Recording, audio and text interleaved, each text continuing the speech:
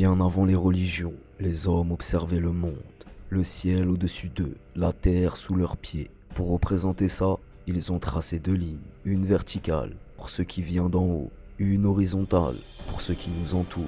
Leur croisement représentait l'homme. À cette époque, la croix n'était pas un objet sacré, c'était un symbole pour comprendre l'équilibre du monde. Plus tard, ce symbole va être repris, transformé et chargé de nouveaux sens. La croix inversée. Rome, 64 après JC. Pierre, l'un des apôtres de Jésus, est condamné à la crucifixion, mais il demande à être crucifié la tête en bas. Pourquoi? Parce qu'il se sent indigne de mourir comme son maître. Cette croix inversée devient son symbole, la croix de Saint-Pierre. Humilité, modestie et foi profonde. Pendant des siècles, elle reste un signe de dévotion. Puis, au fil du temps, les perceptions changent. Au Moyen Âge, certaines superstitions voient l'inversion comme un renversement du divin, une ouverture au mal. Des siècles plus tard, dans les années 70 et 80, le rock et le heavy metal récupèrent la croix inversée. Pour ces groupes, c'est un symbole de provocation, de rébellion contre l'Église et contre les règles imposées par la religion. Et c'est là que la croix de Saint-Pierre commence à être associée au satanisme moderne. Certains cercles occultes l'adoptent pour leur rituel, pour marquer le renversement des valeurs traditionnelles. Ainsi, ce qui a commencé comme un acte d'humilité par un apôtre devient un symbole de défi et de controverse à travers le temps. Tout a commencé avec un homme simple, modeste et fidèle. Et aujourd'hui, elle est l'une des croix les plus mal comprises au monde. La croix celtique. Nous sommes dans les terres sauvages de l'Europe ancienne, au sommet des collines recouvertes de brume et de forêts profondes. Les Celtes dressaient des pierres gravées de symboles mystérieux. Parmi eux, une croix unique, entourée d'un cercle parfait. Ce cercle n'est pas décoratif, il représente le soleil, le temps qui tourne, le cycle éternel de la vie et des saisons. La croix elle-même symbolise l'équilibre. La ligne verticale relie la terre au ciel. La ligne horizontale relie les hommes entre eux et avec la nature. Chaque croix celtique est placée avec intention sur des collines sacrées, près des rivières ou des lieux de passage, des endroits où les forces de la nature étaient ressenties plus fortement. Pour les Celtes, ces croix étaient plus que des symboles. Elles guidaient les rites, protégeaient les lieux et rappelaient que la vie est un cycle sans fin. Puis, à l'arrivée du christianisme, ces croix ne disparaissent pas, elles sont réinterprétées, mais leur énergie et leur message ancien demeurent. Aujourd'hui, quand on voit une croix celtique, on la voit souvent comme un simple motif décoratif ou un symbole religieux, mais à l'origine, c'était un guide à travers la nature, le temps et la vie elle-même. La svastika.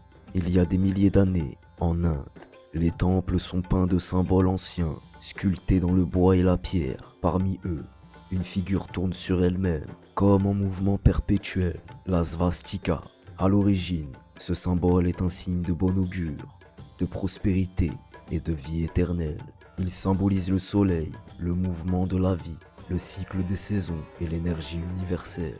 La svastika se retrouve partout en Asie, temples hindous, bouddhistes et même dans l'art populaire. Chaque orientation de ces bras peut avoir un sens différent. Chance, protection, fertilité. Des siècles plus tard, ce symbole voyage et apparaît dans certaines cultures européennes comme un signe de chance ou de renouveau. Mais au XXe siècle, tout change. Un régime politique en Allemagne la détourne et en fait le symbole de la haine et de la guerre. Depuis, dans l'Occident moderne, elle évoque uniquement cette période sombre de l'histoire. Pourtant, si tu remontes à ses racines, la svastika reste un ancien symbole de vie, de mouvement et d'énergie universelle, bien avant qu'elle soit déformée. Jusqu'ici, nous avons exploité les croix les plus célèbres, mais il existe des croix que peu de gens connaissent, cachées dans l'histoire, oubliées ou réservées aux initiés. Partons maintenant à la découverte de ces croix mystérieuses. La croix solaire, bien avant les églises, les hommes observaient le ciel et le soleil. La croix solaire représentait les 4 directions et le cycle des saisons, gravée sur des menhirs et des temples. Elle guidait la vie, les récoltes et les rituels. Aujourd'hui, elle est presque oubliée, mais elle est à l'origine de beaucoup de croix médiévales et modernes. La croix pâtée. La croix pâtée, plus large au centre, symbolise la force qui rayonne vers l'extérieur. On la retrouve sur les boucliers, les armures et les monuments pour représenter protection et pouvoir. Aujourd'hui, elle est vue comme un symbole historique, mais à l'origine, elle parlait d'énergie et d'influence.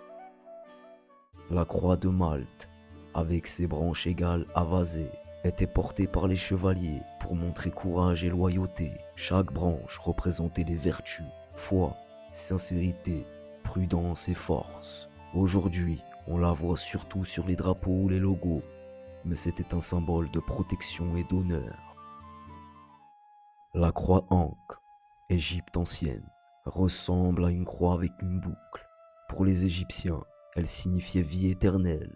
Les pharaons la tenaient pour comprendre la vie et la mort, et les dieux la portaient pour transmettre le souffle de la vie. Aujourd'hui, elle est un bijou, un motif décoratif, mais elle reste un symbole ancien de savoir et de passage vers l'au-delà. La croix de Lorraine, France, Moyen-Âge. Dans les forêts et les collines de Lorraine, une croix se distingue par 2 barres horizontales. À l'origine, elle était un symbole de résistance et de foi profonde, utilisée pour protéger les lieux sacrés et les voyageurs. Aujourd'hui, elle est associée à l'histoire de France et à la résistance, mais son message originel était universel, courage et protection.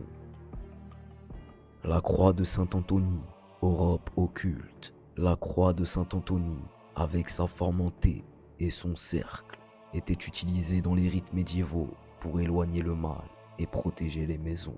Les sorciers et mystiques la considéraient comme un talisman contre les forces obscures. Aujourd'hui, elle est rarement reconnue, mais elle reste un symbole ancien de protection spirituelle et de connaissances cachées. La croix de Jéricho, mystique monde antique. Dans les ruines de l'ancienne Jéricho, on trouve des croix gravées sur les murs et les pierres. Ces croix servaient à guider les pèlerins et à marquer des lieux de passage sacrés. Elles symbolisent le chemin vers la connaissance et la protection sur la route de la vie. Aujourd'hui, elles ont presque disparu, mais elles rappellent l'usage ancien des croix comme langage universel et de guide mystique. Notre voyage à travers les croix touche à sa fin. Chaque croix a traversé les siècles, portant à la fois le message des anciens et les interprétations des hommes. Certaines ont été mal comprises, détournées, transformées, mais toutes racontent une histoire, celle de la vie, de la mort, du mystère et de la foi. Et maintenant vous savez ce que représentent toutes ces croix.